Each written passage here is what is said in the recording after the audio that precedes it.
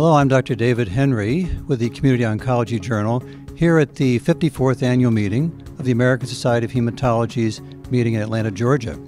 And as always, it's 4 or 5 days of incredible numbers of presentations and some new piled on top of old information. I thought my roving reporting here at the meeting, I would give you a number of little vignettes I'm going to call Did You Know? So let's go through some of them.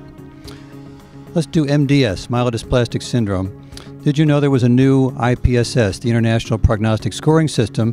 This was published by Dr. Peter Greenberg in the September issue of Blood of this year, 2012. It has 4 points, 0 to 4, and it's based on the following parameters: cytogenetics, bone marrow blast count, hemoglobin 10 or less, platelets 100 or less, and the ANC of 0.8 or less. In addition to that scoring system, published this year in JCO 2012 by Dr. Behar, spelled B-E-J-A-R, mutations in the MDS cells themselves can lead into and feed into the prognosis. Mentioned at this meeting was that in patients who are transfusion dependent, sometimes danazol androgens can work, and an off-label use of eltrombopag, trade name Promacta, 50 to 150 milligram pill daily dose, can, as reported by Dr. Neil Young in an educational session, increase the CBC as many as 44% of patients and the hemoglobin in a quarter, 24%. Also mentioned in that session is, as our patients with MDS are transfused, don't forget iron overload, ferritins over 1,000, especially if you're considering bone marrow transplant, might be best decreased by iron chelating therapy. Next, how about lymphoma, diffuse large B-cell lymphoma? Well, did you know that molecular profiling is not only available but probably here to stay, and increasingly important? It's called GEP, or gene expression profiling.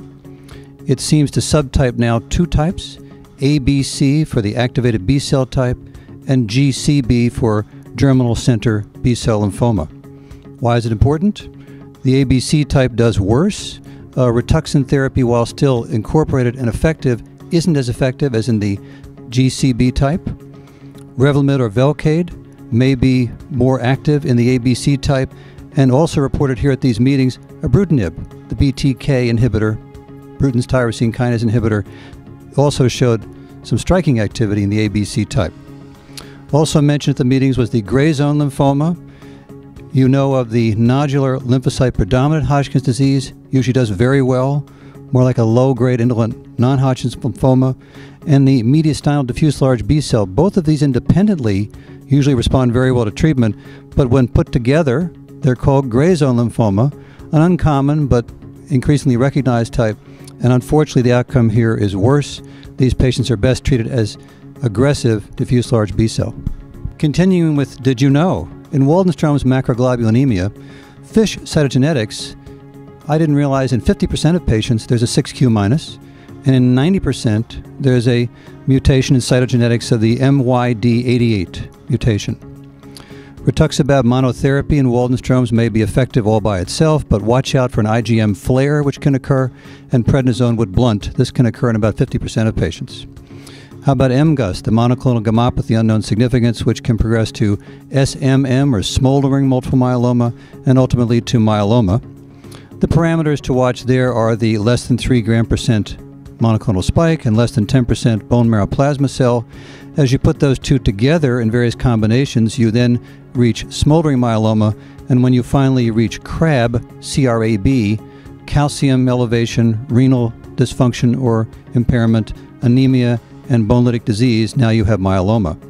Don't forget to check the urine protein and look for the BNP abnormalities, which might suggest early amyloid.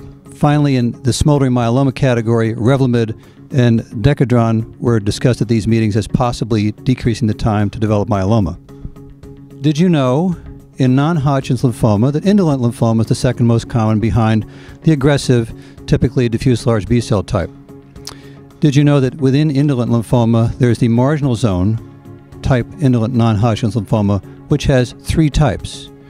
Extranodal, often the MALT in the stomach or GI tract related to H. pylori, often has an 11-18 translocation and is treated with antibiotics many times before it becomes antibiotic resistant. There's the nodal type, often related to hepatitis C or HCV virus. It's often disseminated, a little more aggressive and more difficult to treat. Treatments discussed here this weekend: rituximab and bortezomib, rituximab and Fludara, and of course, if there's HCV, treat that. And finally, the splenic type of marginal zone lymphoma, often related to HCV, so look for hepatitis virus, C virus. There's frequently a 3q- or a 12q- mutation abnormality, therapies, splenectomy for this splenic type, radiation therapy, sometimes just rituximab alone, or rituximab and bendamustine. So again, I'm Dr. David Henry with the Community Oncology Journal, reporting to you from the American Society of Hematology's 54th annual meeting here in Atlanta, Georgia.